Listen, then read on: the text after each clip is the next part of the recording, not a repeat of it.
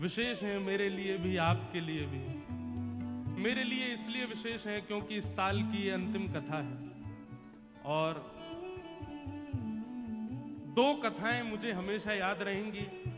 एक मेरे जीवन की पहली कथा, क्योंकि अपने जीवन की सबसे पहली कथा मैंने तभी की थी,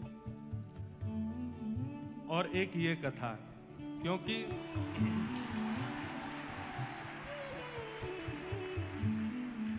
चतुर्भुज होने के बाद पहली कथा यही हो रही है। इसलिए सोच के बहुत कुछ आए थे, लेकिन श्रीमद् भागवत जी को देख करके, इस व्यासपीठ का दर्शन करके लगभग 1 महीना हो गया हमको भी, और पीछे विराजमान पंडरीनाथ भगवान का दर्शन करके एक ही बात समझ आती है, और इसके अलावा हम कुछ भी नहीं बोलेंगे। कई लोगों ने ऐसी मुख दिखाई दी कि महाराज बस याद रहे जीवन भर। बाबा और हो गए हम, बाबा की इतनी बड़ी शादी, बाबा का ये, बाबा का वो। सब लोगों को प्रणाम। हमारे गोस्वामी तुलसीदास जी महाराज ने मानस जी के प्रारंभ में खलों को भी प्रणाम किया, और ये होना ही था। मुझे पता था कि ये होगा, क्योंकि दुनिया चाहती ही नहीं कि ये व्यासपीठ से उतरे, यहीं बैठे रहे।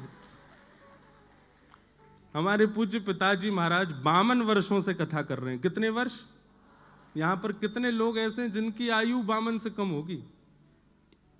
52 वर्ष नहीं होते।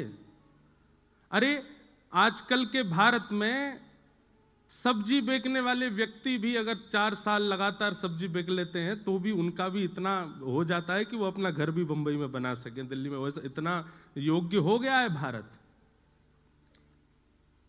वो अपने पुत्र का विवाह यदि अच्छे से करें तो इसमें क्या दिक्कत?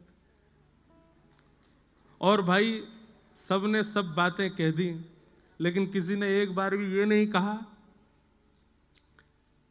उस विवाह में एक वस्तु भी बिना प्याज लहसुन के नहीं थी। सब में, कुछ ही में भी कुछ नहीं था। सब कुछ नॉन ऑनियन गार्लिक विवाह, और सुनो, नॉन अल्कोहलिक विवाह।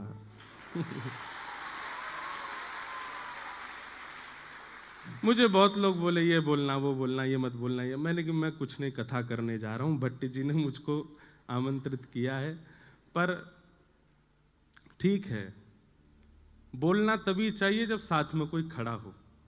और मेरे पास मेरी भागवत जी हैं, इनके सानिध्य में आकर के मैं थोड़ा तो कुछ कह सकता हूं, नहीं तो अतिशय मौन भी दोष धारण करा देता है, दोष को प्रकट कर देता है।